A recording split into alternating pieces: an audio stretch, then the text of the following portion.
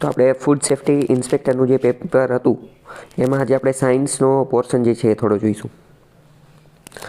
પહેલો ક્વેશ્ચન છે global innovation index 2023 મુજબ ભારત 40મા ક્રમ ઉપર છે. તો આ વાત બિલકુલ સાચી છે. મોસ્ટ ઇમ્પોર્ટન્ટ વાત કરીએ, ગ્લોબલ ઇનોવેશન ઇન્ડેક્સ આ અત્યંત મહત્ત્વનો ટૉપિક છે. જીપીએસસી યુપીએસસીનો ફેવરિટ ટૉપિક છે. જીપીએસસીમાં વાત કરીએ તો મેઇન્સમાં પણ આ પ્રશ્ન પૂછાય છે. અથવા આ બધું છોડીએ તો જે સિલેબસ લખેલો છે તો સિલેબસની અંદર પણ એક ટૉપિક ડેડિકેટેડ લખેલો છે અને એ છે ઇનોવેશન. એટલે આપણે ઇનોવેશન બાબતની કોઈ પણ વસ્તુ આવે એ પછી ઇનોવેશન ઇન્ડેક્સ હોય કે ઇનોવેશનની અંદર સરકાર કંઈ પહેલ કરે કે ગમે કરે તો આપણે એ બધા વિશે જાણવું પડે અને એના વિશે માહિતી એકત્રિત કરવી પડે. બરાબર. પછી નેટવર્ક રેડીનેસ ઇન્ડેક્સ એની મુજબ ભારત 60મા સ્થાન ઉપર પહેલાં 60મા સ્થાન ઉપર છે. તો એ વિધાન ખોટું છે. બરાબર. તો બંને વિધાન જે છે એ યોગ્ય છે. નેટવર્ક રેડીનેસ ઇન્ડેક્સ જે છે એનઆરઆઈ નેટવર્ક રેડીનેસ ઇન્ડેક્સ એની મુજબ ભારત 60મા સ્થાન ઉપર છે, જે પહેલાં 79માં હતું. તો એ બંને વિધાન સાચા છે. પણ આ બેની અંદર વાત કરીએ તો ગ્લોબલ ઇનોવેશન ઇન્ડેક્સ એ અત્યંત મહત્ત્વનો છે. બરાબર. પ્રશ્ન છે ANRF અનરફ અનુસંધાન નેશનલ રિસર્ચ ફાઉન્ડેશન આને 2020માં પસાર કરેલો હતો. આ એક્ટ જે છે 2020માં. તો એ વાત ખોટી છે. આનું જે કુલ બજેટ જે છે એ 1.5 લાખ કરોડ છે. તો એ વાત પણ ખોટી છે. અને ANRF રિસર્ચ અને ડેવલપમેન્ટના વિકાસ અને પ્રચારમાં મદદરૂપ થશે, નવા સંશોધનો અને નવીનતાની સંસ્કૃતિને પ્રોત્સાહન આપશે. તો ત્રીજું વિધાન સાચું છે, બાકી પહેલાં બે ખોટા છે. પહેલાં સમજો કે આખી વસ્તુ શું છે. તો એક આપણે NRF બનાવેલું છે. NRF એટલે કે નેશનલ રિસર્ચ ફાઉન્ડેશન. તમને ખ્યાલ હશે કે ભારત રિસર્ચ એન્ડ ડેવલપમેન્ટની અંદર બહુ પાછળ છે. આપણે એટલો બધો ખર્ચો કરતા નથી. આપણે જીડીપીના 1% કરતાં પણ ઓછો ખર્ચો જે છે એ R&D રિસર્ચ એન્ડ ડેવલપમેન્ટ ઉપર કરીએ છીએ. તો આ વસ્તુને ધ્યાનમાં રાખી અને સરકારે કીધું કે આપણે એક NRF બનાવી દઈએ, એક નેશનલ લેવલની સંસ્થા, બોડી, ઇન્સ્ટિટ્યુશન બનાવી દઈએ. કઈ? તો કે નેશનલ રિસર્ચ ફાઉન્ડેશન, કે જે સમગ્ર ભારતની અંદર રિસર્ચ, ડેવલપમેન્ટ, ઇનોવેશન, ઇન્ટેલેક્ચુઅલ આ બધી વસ્તુઓનું દેખરેખ રાખશે અને એના આધારે જે છે એ પોલિસી મેકિંગને એ બધું કામ કરશે. તો પહેલાં શું બનાવ્યું? NRF. પછી આ જે NRF જે છે એને નામ આપી દીધું અનુસંધાન. શું નામ આપ્યું? અનુસંધાન. એટલે આ શું બની ગયું? તો કે ANRF અનરફ અનુસંધાન નેશનલ રિસર્ચ ફાઉન્ડેશન. તો આ જે બનાવ્યું તો એને એક સ્ટેચ્યુટરી બોડી બનાવી. કેમ? કારણ કે એને એક કાયદા દ્વારા બનાવી, એનો એક કાયદો બનાવ્યો અને એના અંતર્ગત આ બધું બનાવ્યું. તો ઇન શોર્ટ આ બધું છે શેની માટે? તો કે દેશમાં R&D જે છે એના ડેવલપમેન્ટ માટે, એના પ્રમોશન માટે, નવા સંશોધન, ન્યૂ રિસર્ચ માટે અને ઇનોવેશનનું જે કલ્ચર, ઇનોવેશનનું જે સંસ્કૃતિ જે છે એને પ્રોત્સાહન આપવા માટે. પહેલાં વાત કરીએ તો એનું બજેટ કેટલું છે? તો એનું બજેટ જે છે એ 50,000 કરોડ છે. 50,000 કરોડ. બરાબર. આમાં 1.5 લાખ કરોડ કીધું છે એટલે એ વિધાન ખોટું છે. 50,000 કરોડના બજેટ સાથે, ફંડિંગ સાથે આ જે છે એને તૈયાર કરવામાં આવેલું છે. આ જે એક્ટ જે છે એ 2023ની અંદર લાવવામાં આવેલો હતો. 2023ની અંદર અનુસંધાન નેશનલ રિસર્ચ ફાઉન્ડેશન એક્ટ 2023નો એક્ટ છે. બરાબર. અને આ એક્ટ દ્વારા જ તે આ NRF નામની સંસ્થા નેશનલ રિસર્ચ ફાઉન્ડેશન જે છે એને એના દ્વારા જ સ્થાપના કરવામાં આવેલી છે. તો આ શું બની ગઈ? આ સ્ટેચ્યુટરી બોડી બની ગઈ, વૈધાનિક સંસ્થા બની ગઈ. તો હવે પ્રશ્ન થાય કે આ NRF બનાવ્યું તો શું ભારતમાં આની પહેલાં આવી કોઈ સંસ્થા જ નથી કે જે રિસર્ચનું કામ કરતી હોય? તો કે ના હતી. કઈ હતી? તો કે SERB science and engineering research board. Science and engineering research board કે જે 2008નો ભારત સરકારનો કાયદો હતો. પરંતુ હવે એ જે છે SERB એને આ NRFની અંદર મર્જ કરી દેવામાં આવશે. NRFની અંદર મર્જ કરી દેવામાં આવશે. તો NRF જે છે ને એ એક રીતની એપેક્સ બોડી છે, સર્વોચ્ચ લેવલની, નેશનલ લેવલની, રાષ્ટ્રીય લેવલની, ભારતની સર્વોચ્ચ બોડી છે કે જેનો ઉદ્દેશ્ય શું છે? તો કે રિસર્ચ એન્ડ ડેવલપમેન્ટ કરવું, ઇનોવેશન કરવું, આ બધી વસ્તુની અંદર ભારતને કઈ રીતે આગળ લઈ જવું એની માટેના ડિરેક્શન, દિશા નિર્દેશ, પ્રમોશન આ બધું કામ કરશે. રિસર્ચ કરવા માટે અમુક આધુનિક લેબોરેટરી જોઈએ, modern laboratory, cutting edge technology જોઈએ, state of the art infrastructure જોઈએ. તો આ બધી વસ્તુ બનાવવા માટે પણ આ NRF જે છે એ દેખરેખ રાખશે અને કેવી રીતે બનાવી શકાય એ બધું જે છે એ ધ્યાને લેશે. બરાબર. બીજી વાત કરીએ કે 2005ની અંદર વૈજ્ઞાનિક સલાહકાર કાઉન્સિલ, સાયન્સ એડવાઇઝરી કાઉન્સિલ કે જે વડાપ્રધાનને સલાહ આપવાનું કામ કરતા હતા, એમને જે છે એ national science and engineering research foundation બનાવવાની ભલામણ આપેલી હતી અને 2008માં જે છે એ સર્બ નામની સંસ્થા જે છે એ બની ગઈ હતી. પરંતુ હવે જે છે એ શું બની ગઈ છે તો કે આ નેશનલ રિસર્ચ ફાઉન્ડેશન 50,000 કરોડના ખર્ચે બની ગઈ છે. આનો એક બીજો ઉદ્દેશ્ય એ પણ છે કે પ્રાઇવેટ સેક્ટર જે છે ને, પ્રાઇવેટ સેક્ટર એમાંથી પણ ઇન્વેસ્ટમેન્ટ લાવવામાં આવે. ચલો અહીંયા હું તમને એક બીજી વાત કહું. ભારત સરકાર R&D રિસર્ચ એન્ડ ડેવલપમેન્ટ ઉપર 1% કરતાં પણ ઓછું ખર્ચે છે, GDPના 1%, જ્યારે બીજા દેશો જે છે એ વધુ ખર્ચે છે. પહેલી વસ્તુ આ. બીજી વસ્તુ આ કે બીજા દેશોની વાત કરીએ, બીજા એટલે કે અમેરિકા, યુરોપના દેશો, અમેરિકા અને યુરોપના દેશો, ચીન ને આ બધા, તો આ બધા દેશોની અંદર જે પ્રાઇવેટ ખેલાડીઓ જે છે ને એ પણ રિસર્ચ એન્ડ ડેવલપમેન્ટ ઉપર ઘણો વધારે ખર્ચો કરે છે. જેમ કે આપણે વાત કરીએ કે ઇલોન મસ્ક, તો ઇલોન મસ્ક છે બરાબર, તો ટેસ્લા ઇલેક્ટ્રોનિક કાર બનાવવા માટે, ઓટોમેટિક કાર સ્વચાલિત કાર બનાવવા માટે જે છે એ ઘણું બધું રિસર્ચ કરતા હોય. આકાશમાં ફ્લાઇટ મોકલવા માટે જે છે એ ઘણું બધું રિસર્ચ કરતા હોય છે. આપણે વાત કરીએ ચાઇનાના મોબાઈલ, તો ચાઇનાની મોબાઈલ કંપનીમાં પણ તમે જોશો તો ઘણું બધું ઇનોવેશન રિસર્ચના માધ્યમથી ઘણા નવા ફીચર આવતા હોય છે. ઘણા બધા ફીચર એવા હોય છે કે જે એપલમાં ને એમાં પણ હોતા નથી, બરાબર. સાઉથ કોરિયાની વાત કરીએ, સાઉથ કોરિયાની કંપની છે સેમસંગ, તો સેમસંગ જે છે એ પણ પોતાની ડિવાઇસની અંદર ને એ બધાની અંદર રિસર્ચ દ્વારા નવી વસ્તુ લાવતો હોય છે. જ્યારે ભારતની અંદર પ્રાઇવેટ સેક્ટરની અંદર એટલું ખતરનાક લેવલનું R&D રિસર્ચ એન્ડ ડેવલપમેન્ટ જોવા મળતું નથી. કેમ? કારણ કે આપણે અહીંયા રિસર્ચ એન્ડ ડેવલપમેન્ટનું કોઈ કલ્ચર જોવા મળતું નથી. એટલે કદાચ આપણે એવું માની લઈએ કે સરકાર રિસર્ચ કરવાનું ચાલુ કરી દેશે, ખર્ચો ચાલુ કરી દેશે, તો પણ આપણે બીજા બધા દેશોની સરખામણીમાં તો નહીં જ પહોંચી શકીએ. આ બધા માટે જે છે એ પ્રાઇવેટ ખેલાડી જે છે એમને પણ સાથે આવવું પડશે. પ્રાઇવેટ જે છે એમને પણ રિસર્ચ એન્ડ ડેવલપમેન્ટમાં યોગદાન આપવું પડશે. નેશનલ રિસર્ચ ફાઉન્ડેશન આપણે જોયું તો એનું વહીવટી ડિપાર્ટમેન્ટ કયો હશે, એનો એડમિનિસ્ટ્રેટિવ ડિપાર્ટમેન્ટ કયો હશે, એ કયા મિનિસ્ટ્રી, કયા ડિપાર્ટમેન્ટ અંતર્ગત આવશે, તો કે department of science and technology, DST, department of science and technology, એના અંતર્ગત એ બધું કાર્ય કરશે, બરાબર. હવે આનું સ્ટ્રક્ચર ને એ બધું શું છે એ બધું નીચે આપેલું છે, પણ એ એટલું બધું કામનું છે નહીં.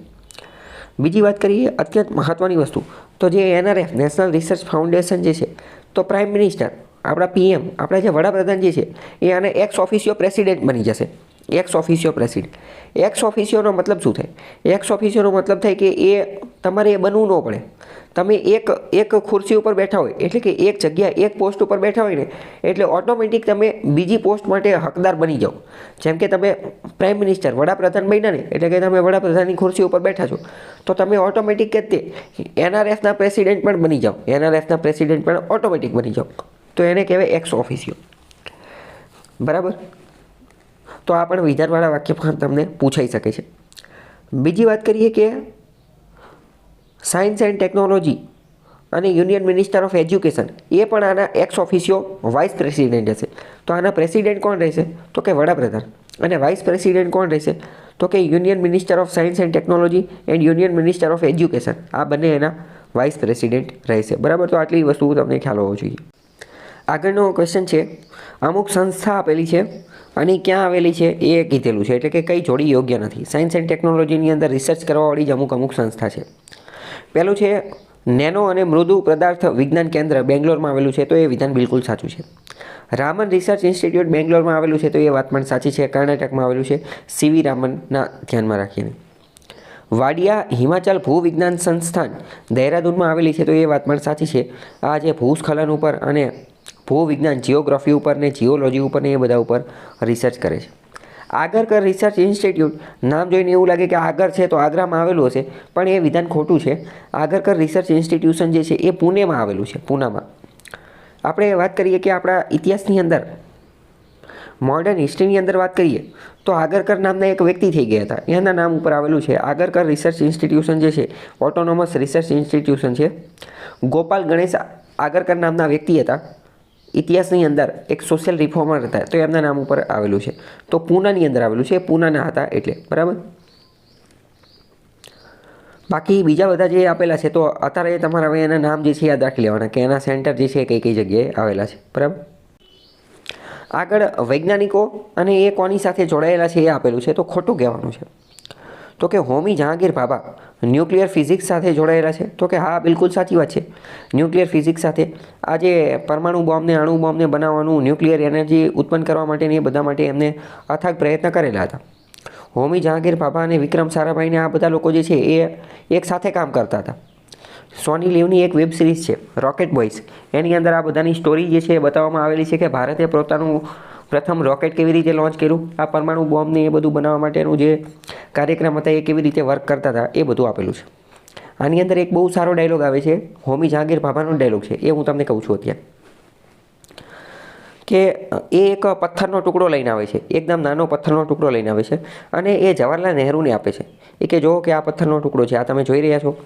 તો કે હા કે જોઉં છું. કે તો કે આ જે પથ્થરનો ટુકડો જે છે ને આની અંદર એટલી એનર્જી છે કે જેટલી 10 કે 15 એવા કંઈક અમુક આંકડો આપેલો, પણ આંકડો વધારે જ હતો, એટલા ટ્રક ભરી અને કોલસામાં જેટલી એનર્જી હોય ને એટલી એનર્જી આ એક ટુકડામાં છે. કેમ? કારણ કે આ યુરેનિયમનો ટુકડો છે અને આમાંથી જો એનર્જી ઉત્પન્ન કરવામાં આવે તો ઘણી બધી એનર્જી ઉત્પન્ન થઈ શકે.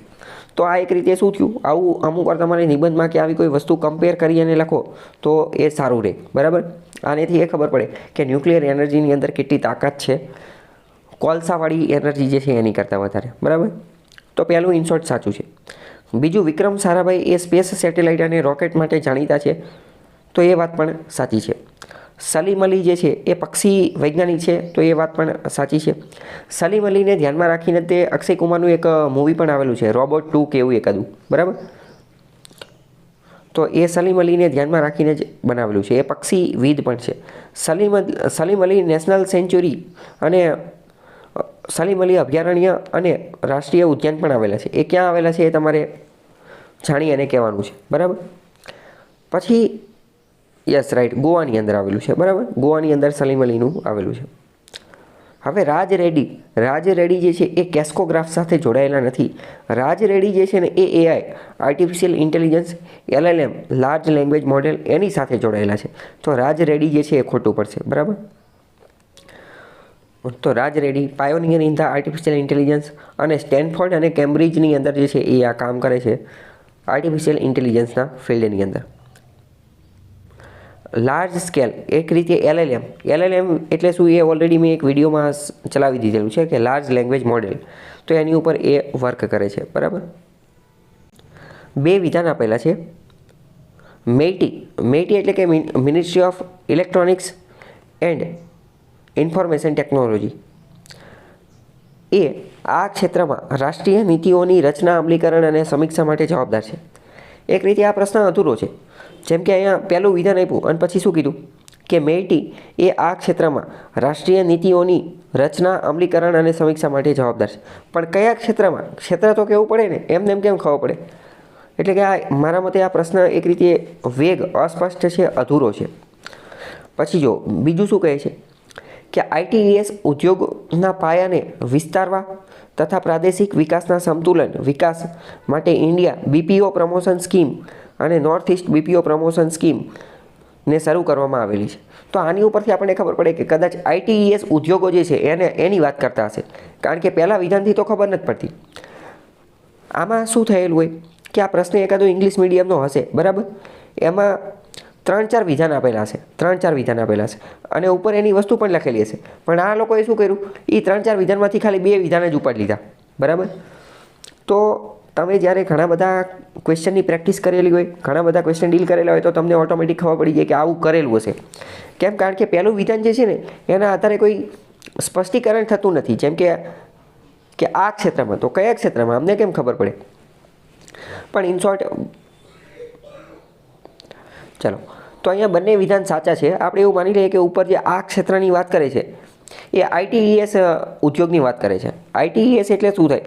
તો કે information technology enable services, information technology આધારિત સેવાઓ. ગુજરાત સરકાર દ્વારા થોડા સમય પહેલાં તે IT અને ITES પોલિસી રજૂ કરવામાં આવેલી હતી. એની અંદર મેં આ બધી વસ્તુ ડિટેલમાં સમજાવેલી છે. એવું લાગે તો એ વિડીયો જોઈ લેજો એટલે ખ્યાલ આવી જાય કે IT અને ITES શું છે. અને આ મેઇટી મંત્રાલય અંતર્ગત જ આવે છે. આ BPO બિઝનેસ પ્રમોશન સ્કીમ ને આ બધું જે ચલાવવામાં આવતું હોય, તો આ જે કોલ સેન્ટર ને એવું બધું જે ચલાવવામાં આવતું હોય એ આની અંતર્ગત જ આવે છે. તો બંને વિધાન સાચા છે.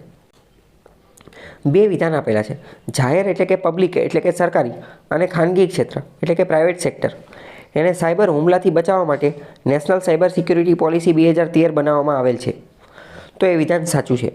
આની ઉપર ઓલરેડી મેં 2-3 વિડીયો બનાવી દીધેલા છે, સાયબર સિક્યુરિટી પોલિસી ઉપર પણ અને સાયબર સિક્યુરિટી ઉપર નિબંધ પૂછાઈ શકે તો એની ઉપર પણ આ બનાવી દીધેલા છે વિડીયો, કેવું લખવું, શું લખવું, કેવી રીતે લખવું, એ બધામાં ડિસ્કશન કરેલું છે.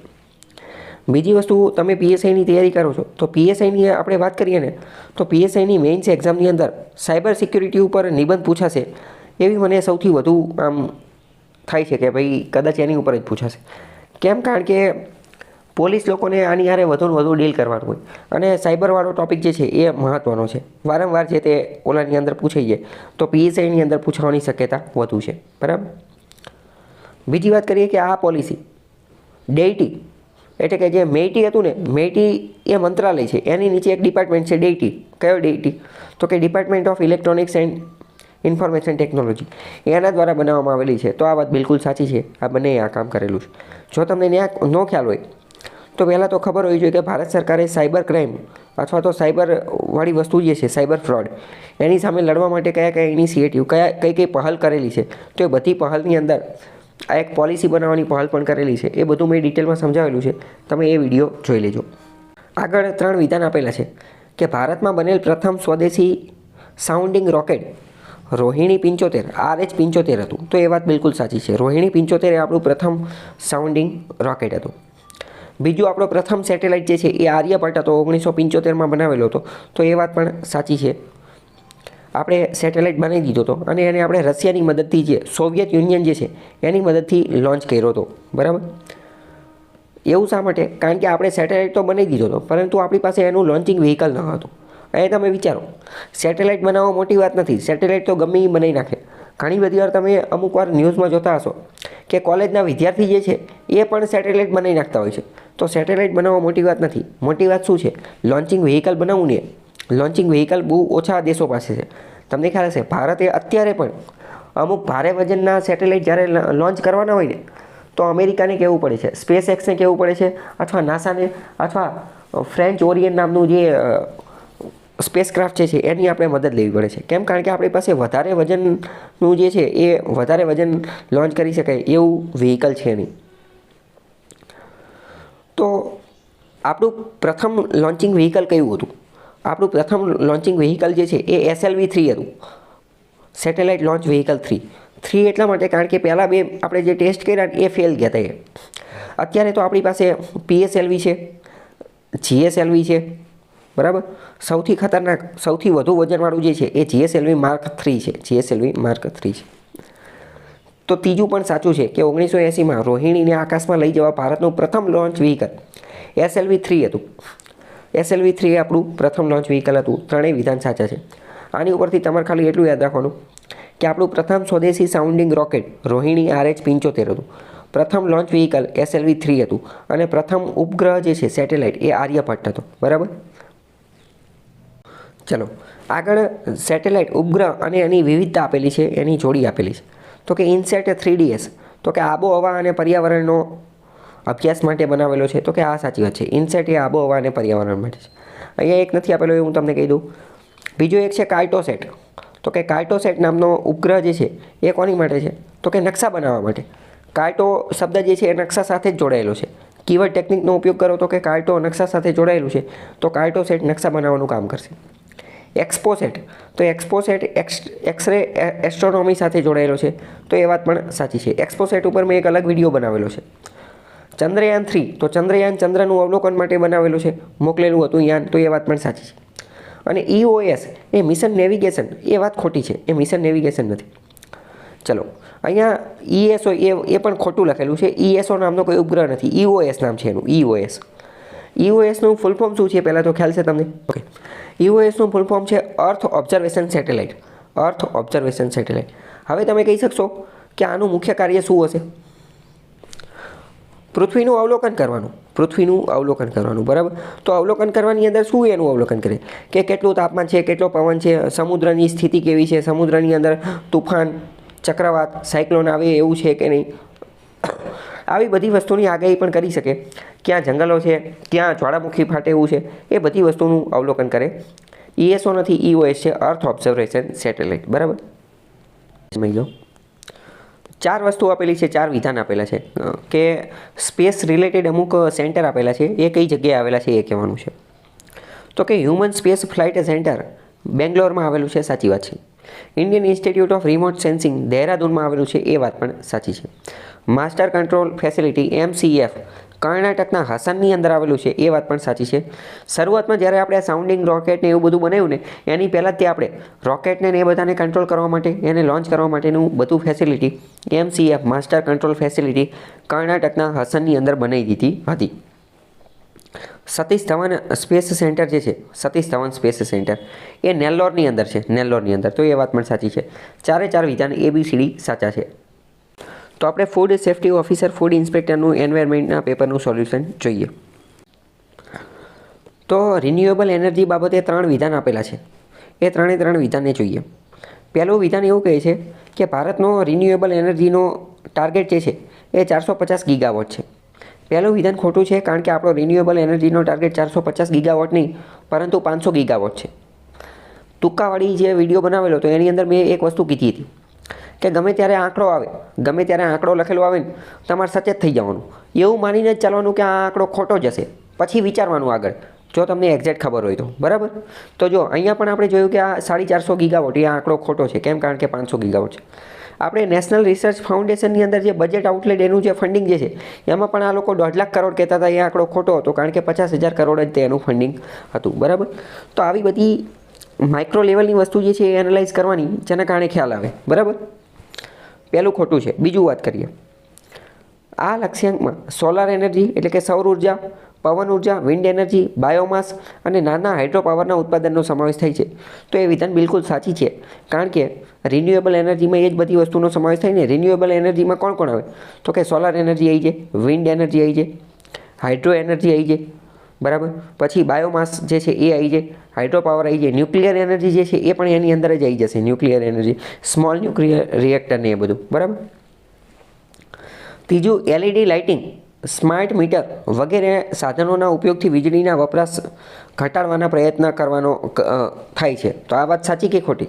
તો કે આ સાચી જ વાત છે ને. LED અને સ્માર્ટ મીટરને એ બધો ઉપયોગ કરશો તો વીજળીના વપરાશમાં ઘટાડો થશે. તમને ખ્યાલ હશે કે સ્ટાર રેટિંગ આપેલું હોય છે દરેક ઇલેક્ટ્રોનિક આઇટમની અંદર. 5 સ્ટાર સુધી આપવામાં આવે છે, BEE દ્વારા આપવામાં આવે છે. પ્રશ્ન પૂછી જશે ઇલેક્ટ્રોનિક આઇટમમાં સ્ટાર રેટિંગ કોણ આપે છે? તો કે BEE, bureau of energy efficiency, bureau of energy efficiency. 5 સ્ટારનું કોઈ સાધન છે, 5 સ્ટારનું AC છે, 5 સ્ટારનો પંખો છે, 5 સ્ટારનું ફ્રીજ છે, તો એનો મતલબ શું?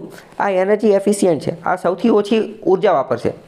એની સરખામણીમાં 1 સ્ટારનું છે, 1 સ્ટારનું, તો એ વધુ એનર્જી વાપરશે. બરાબર. ખ્યાલ આવ્યો? તો આ LED લાઇટ એ પણ એવી જ રીતની વસ્તુ છે. અને આ સ્માર્ટ મીટર અથવા સ્ટાર રેટિંગ આ બધું વીજળી ઘટાડવા માટેની વસ્તુ છે. ટાર્ગેટ આપણો જે છે 500 ગીગાવોટનો હતો કે 2030 સુધીમાં આપણે નોન ફોસિલ સોર્સિસ એટલે કે બિનઅશ્મિજન્ય જે વસ્તુઓ જે છે એમાંથી આપણે 500 ગીગાવોટની એનર્જી જે છે પ્રાપ્ત કરવાની છે. બરાબર. એકદમ સહેલો પ્રશ્ન છે. વારંવાર આ પ્રશ્ન પૂછાતો હોય છે કે વિશ્વ પર્યાવરણ દિવસ ક્યારે ઉજવાય છે? તો 5 જૂને ઉજવાય છે. આ તો બધાને ખબર હોય, પણ તમારે આ બધાની થીમ જાણી લેવાની, કારણ કે અત્યારની આજુબાજુની પરીક્ષાઓમાં થીમ પૂછાતી હોય છે. પહેલી વસ્તુ. બીજી વસ્તુ, જ્યારે પરીક્ષા હોય ને તો પરીક્ષાની આજુબાજુના પરીક્ષાનો જે મહિનો જે છે એ મહિનો અને એની પહેલાંનો એક મહિનો, એ બેમાં જે દિવસો હોય એની થીમ તમારે જાણી લેવાની, કારણ કે એ વારંવાર પૂછાતા હોય છે. આગળ બીજો છે કે સંયુક્ત રાષ્ટ્ર દ્વારા આંતરરાષ્ટ્રીય વન દિવસ, ઇન્ટરનેશનલ ડે ઓફ ફોરેસ્ટ ક્યારે ઉજવાય છે? તો એ 21 માર્ચે ઉજવવામાં આવે છે. 21 માર્ચે. બરાબર. 2023ની united nations climate change forex conference જે છે એ ક્યાં મળેલી હતી? તો એ દુબઈ ખાતે મળેલી હતી. આ વખતની જે યુનાઇટેડ નેશન્સની જે કોન્ફરન્સ હતી એ દુબઈ ખાતે મળેલી હતી. બરાબર. તો દુબઈ એ પણ યાદ રાખવાનું છે.